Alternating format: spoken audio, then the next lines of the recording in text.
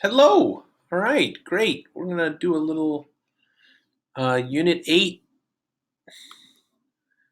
notes here. So I'm glad you're sticking with me. Glad things are going okay. We're moving along very nicely, finishing this up. And we're going to be talking about right angle trigonometry. Now, talk about sounding smart. When you use the words sine, cosine, and tangent in any conversation, people are going to be like, oh my God, this is somebody who really is on their game, knows their stuff. So I want you to know that I'm going to explain this in a way that's going to make sense. There was a reason why we did ratios and proportions yesterday. Um, all trigonometry is are relationships, and these relationships are ratios. They are fractions. So all we need to understand is what are those relationships, and I'm going to tell you, and you're going to be able to use these notes when you're doing your assignment, and it'll be just fine. Okay, so I'd like to start with some vocabulary. So the first vocabulary term I'm going to talk about is this idea of trigonometric functions. So trigonometric functions is just a comparison of two sides of a right triangle. A comparison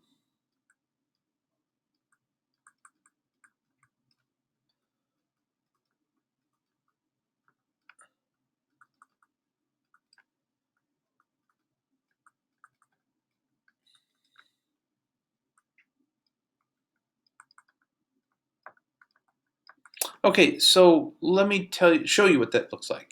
So if I'm talking about a right triangle, again, the word right in the description of a triangle refers to an angle that equals 90 degrees. And if you're unfamiliar with the 90 degrees, I want you to think of just the big L. So when I got the L, it's this angle right here. And actually, that's going to be the cornerstone that's going to help us be able to decide which side ratios we're talking about.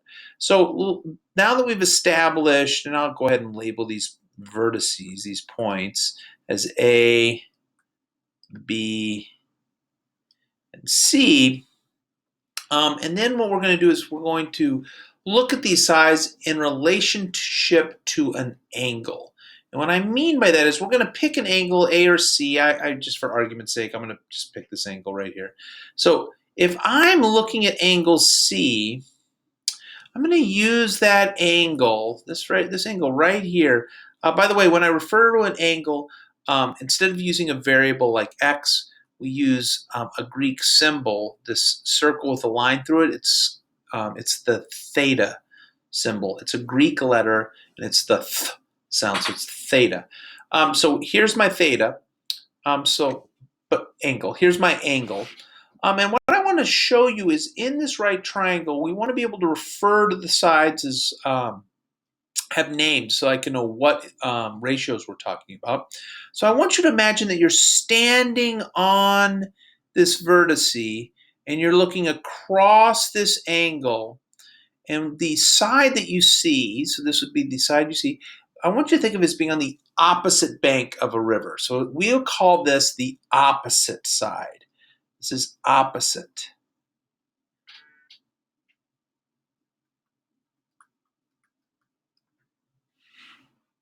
All right, so I'm going to refer to that opposite, and I'm going to use a big O from now on. You're going to see where this is going to come into play pretty soon. And then I have, again, if I'm standing at C, I want you to also understand that there is going to be what's called the hypotenuse. And the hypotenuse is always across or opposite of the right angle. And so we always call this side, which will always be the longest side, by the way. In a right triangle, the hypotenuse is always the longest side. So I have the hypotenuse.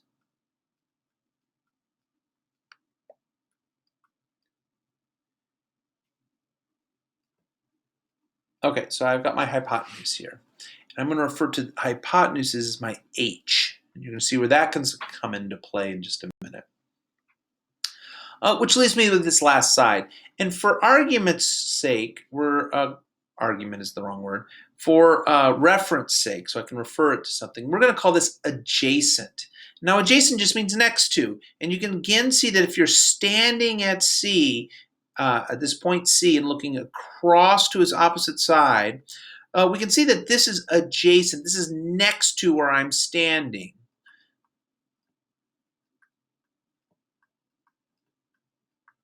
And I'm going to refer to this as my A. So what I want you to be familiar with here is I want you to get comfortable recognizing which sides are opposite, which sides are hypotenuses, and which sides are adjacents. Now, this is going to be the key, because if you can recognize the sides that are each of these names, then finding a sine, cosine, and tangent are actually extremely easy. Now, I use this word sine. Here's the word sine. And in a calculator, it's abbreviated SIN. So I just want you to know that when you look at your calculator, that SIN actually refers to this ratio, this fraction, as sine. So if I'm looking for the sine, just so we're clear, sine values are always opposites, or opposite side, over hypotenuse. Opposite over hypotenuse.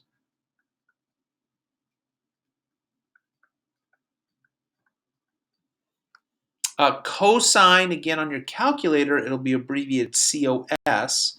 Cosines are adjacent over hypotenuse.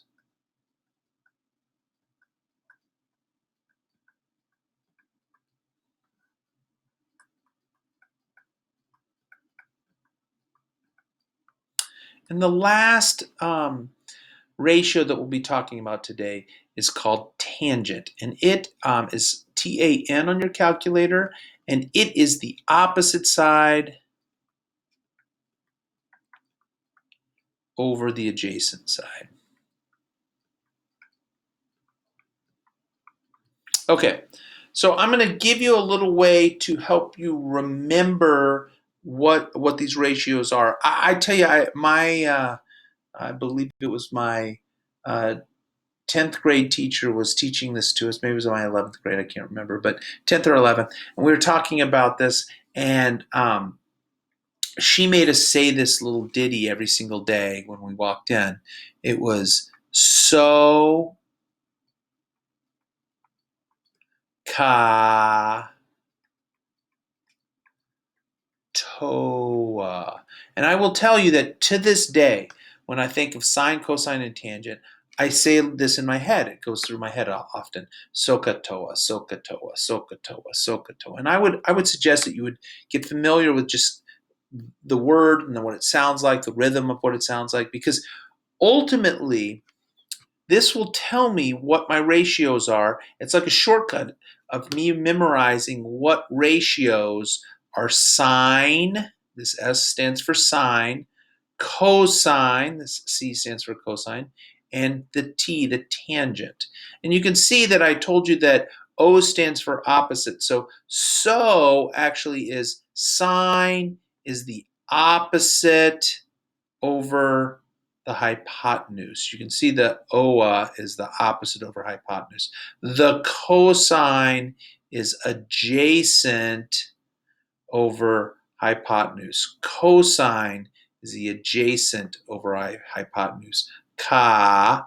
And then TOA is tangent is opposite over adjacent.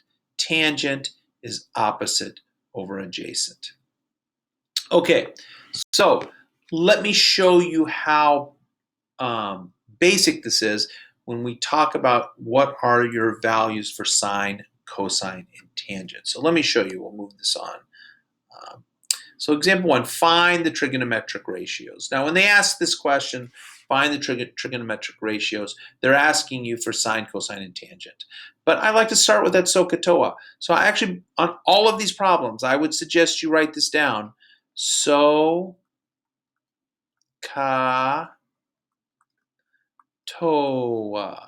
And what I would suggest is writing it down every single time. And pretty soon you won't need to go back and look at that formula or the memory device. You'll just know it. And that's a good way to move forward. So the problem I'm going to give you is I'm going to draw a right triangle. Very poorly, you can see, but it's the best I can do. And I'm going to give you some values of sides. I'll say that this length here is 15. I'll tell you that this length here is 36. And I'll tell you that this length here is your 39. Now, remember I told you that the hypotenuse is always the longest side. So before we even start, we might want to label which one is the hypotenuse. So of 15, 36, and 39, 39 is the longest. So 39 is your, pardon me, 39 is your hypotenuse. So this is my H. And it depends on which one's my opposite and adjacent, depending upon which is my theta. And I'm going to tell you that I'm going to be looking at this angle right here. Now, I told you which angle to look at. I could have told you to look at this angle, but right now I just want you to look at this angle. Now, if you were standing at this point, and you're looking across this angle, what's on the opposite side? 15 is my opposite. Which means since I got my H and my O, that means 36 must be next to or adjacent. And it is, it's adjacent. So now I know what my values are. So when I write this sine of this theta, so I need to make sure I'm labeling it so people know which angle I'm talking about. I go sine is opposite over hypotenuse. Opposite, that's 15, over hypotenuse, that's the 39. That's all you have to do. Literally, that is the sine value of this angle here, is 15 over 39. Cosine, again, I'm just using the abbreviation COS. That is AH, adjacent over hypotenuse. So cosine of this angle is the adjacent, that's the 36, over, and again, this is the same hypotenuse, so it's still over 39. And the last one is tangent of this angle. And what I want you to be familiar with is TOA is opposite over adjacent. I'm sitting here, opposite is 15 over my adjacent, which is this 36.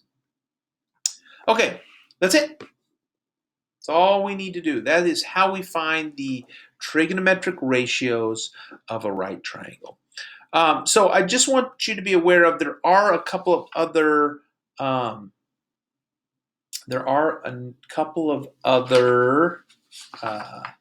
ratios or special triangles that I want you to be aware of.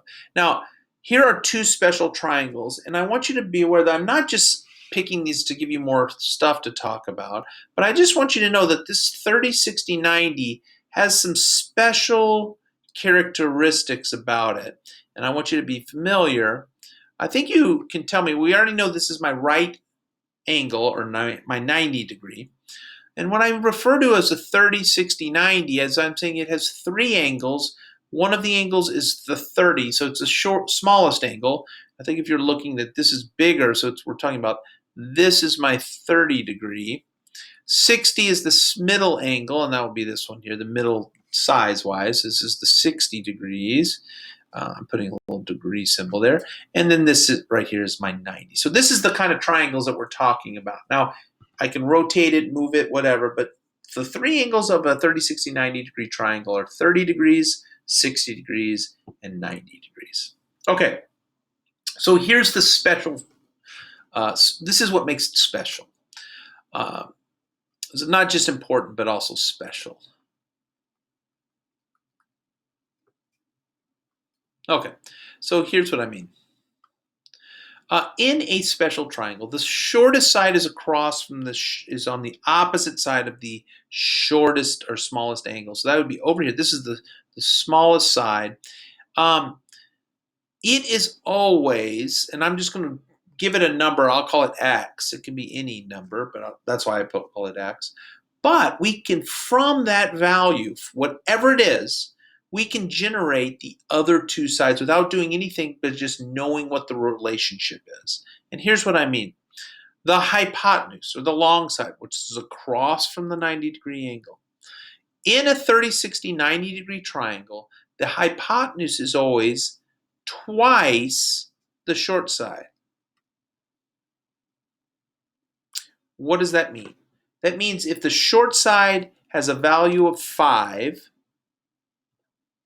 the hypotenuse will be 2 times 5, or 10. It's always, we don't even need to do anything other than know that there's that relationship out there. And that works for any number that's in the short side.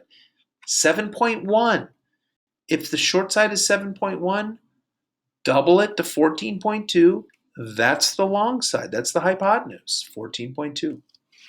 Okay, excellent. And I'll tell you that the middle, the adjacent side to the 30, or what's across from the 60, also relates to the small side.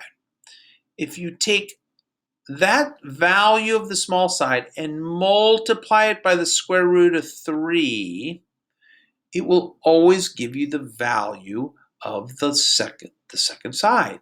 Now, if you're confused about square root of 3, on your calculator, there's a square root button. There's a button that looks like this.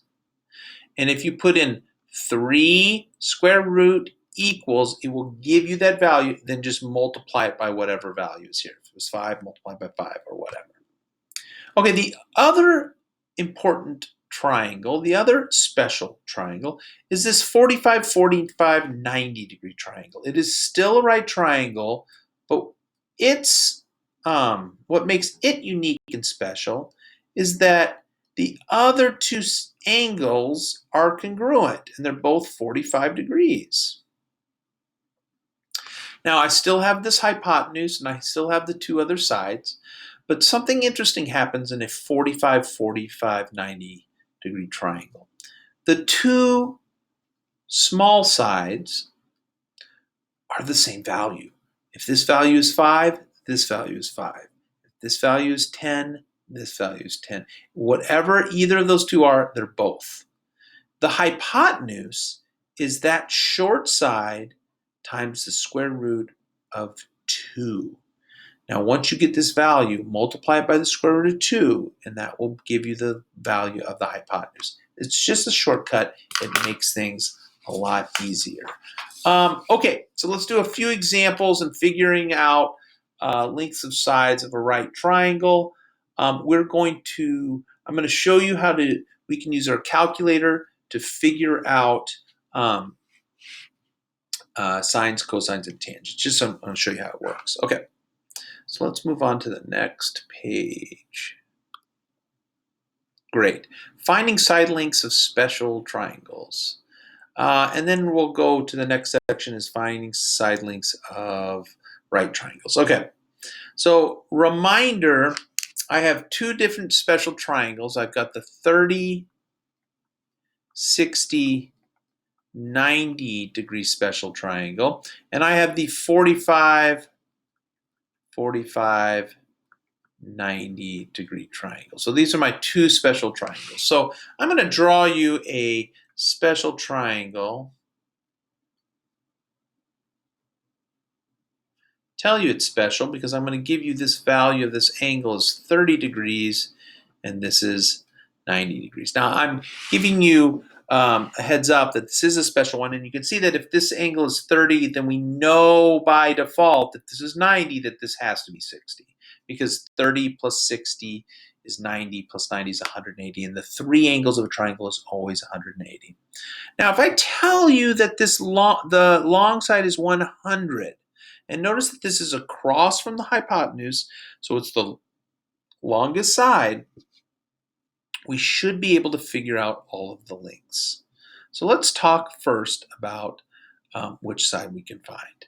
Now, reminder, the relationships is that across from the 30 degrees, my small side, and it has a value of x. My hypotenuse is twice that small side, 2 times the square root of x, and my middle side is x times the square root of 3.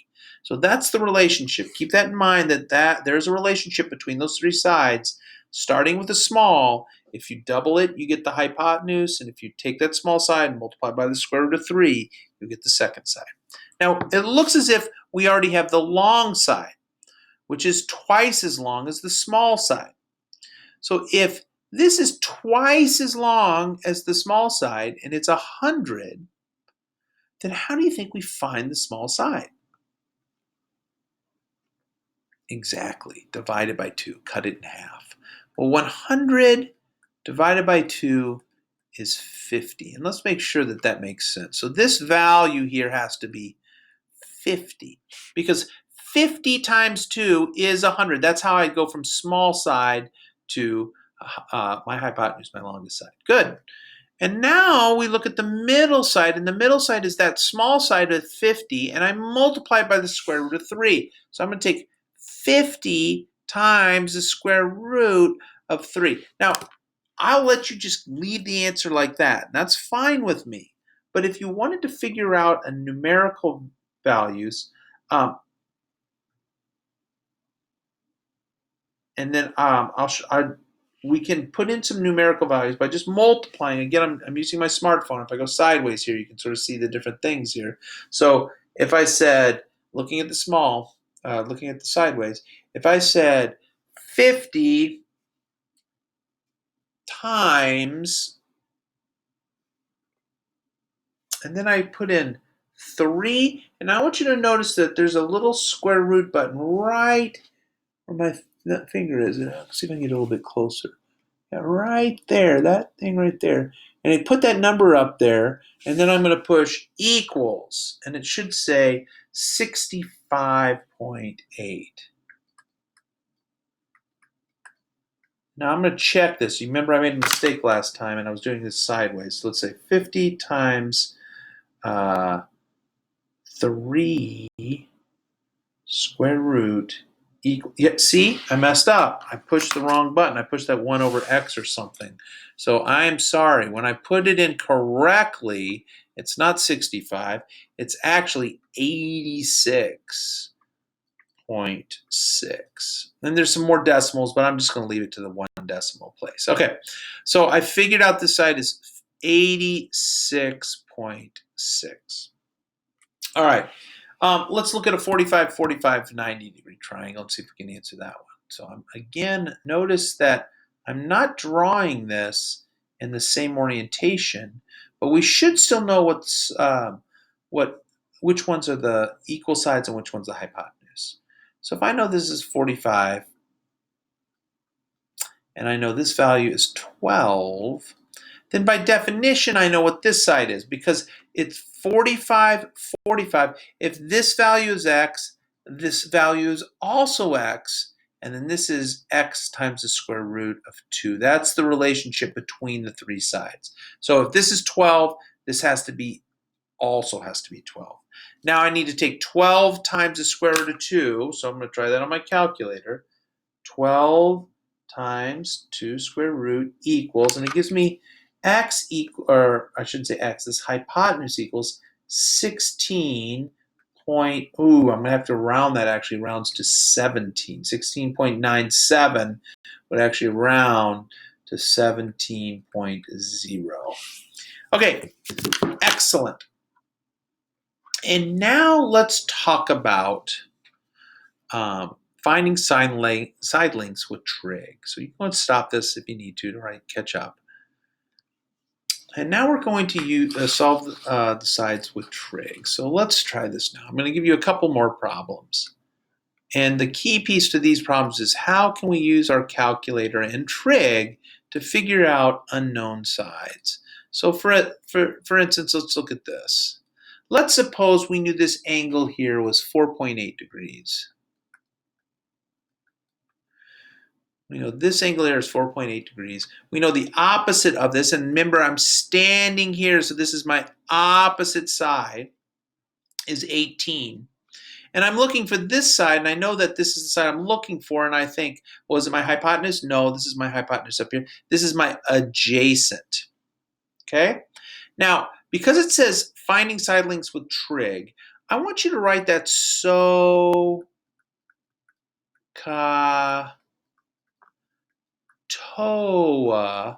on your paper at the top. Now, the reason I say write that down is because it will help me figure out if I'm looking for sine, cosine, or tangent.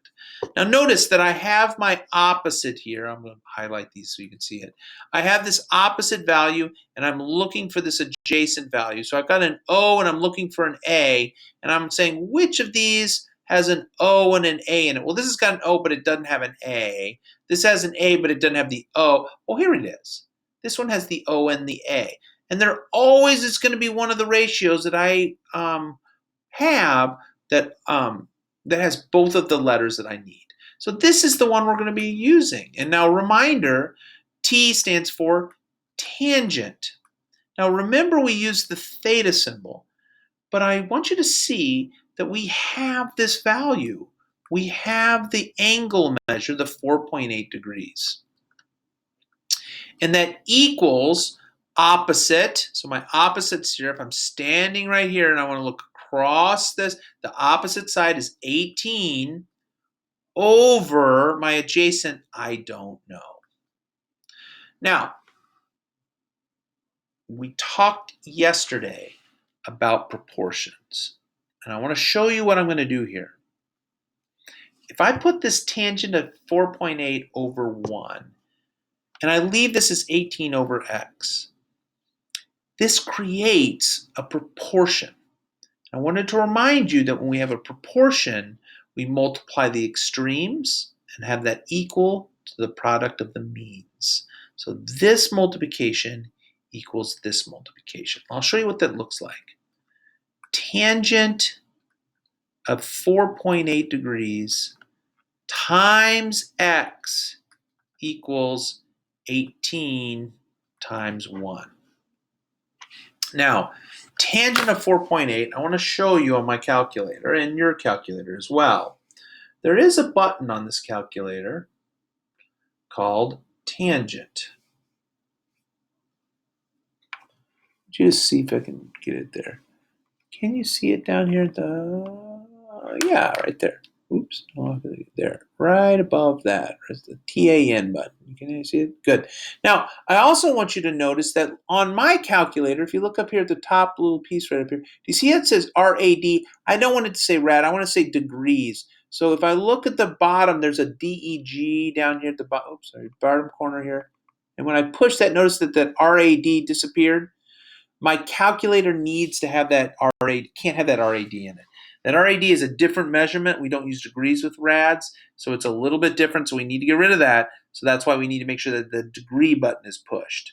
So now, when I have my calculator like this, I believe the way we plug this in, and I might get it wrong. If I do, I'll correct it. But notice I'm looking for the tangent of 4.8.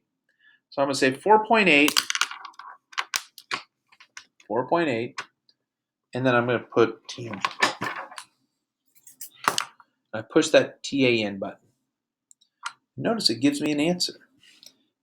The answer I get is 0.08397. And I'm just going to round it to 0.084. I think 3 decimal places is plenty. Now we're still multiplying this by x, and 18 times 1 is just 18. Now I want you to become familiar with algebra. Be comfortable with getting rid of multiplication by dividing. So I'm going to get rid of this multiplying by 0.038 by dividing by 0.084. And when you say 18 divided by 0.084, 18 divided by 0.084, and push equals, it pushes out a value of x and says that x equals 214.29. Now, if this is feet high, then this would be feet. That feels pretty good. That is my answer. So the key piece here is plugging this in, setting this up here, cross-multiplying the extremes and then the means, and then solving it for your x. I'm going to do one more problem, and then this will be done for today. I know this is kind of a long one. It's okay. I'll draw you another triangle. The right angle right here. I'll call this value 12. I say this time I don't know my this value, and I have this angle measure is 17. So let's look at this and label. So if I was standing here looking across this angle, this is my opposite side. Across from my 90 degrees is my hypotenuse. So I have these two values. I'm going to write SOHCAHTOA.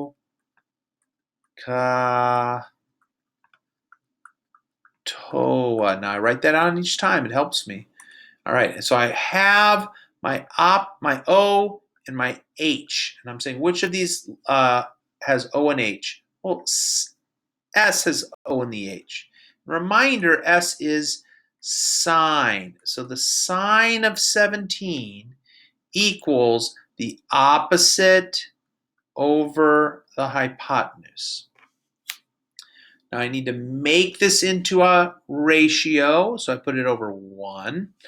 And then I know that my extreme product equals my mean product. So sine of 17 times x equals 1 times 12. Well, I go back to my calculator. Since this is the way this thing works, I notice that there is a sine button on here. I'll try to see if I can bring it up there. Yeah, the SIN button. You can see it.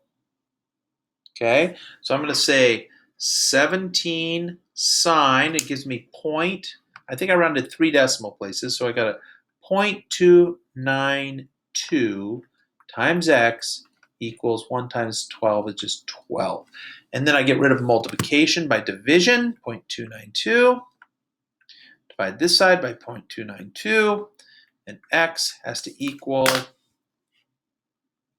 12 divided by 0.292 equals 41.10.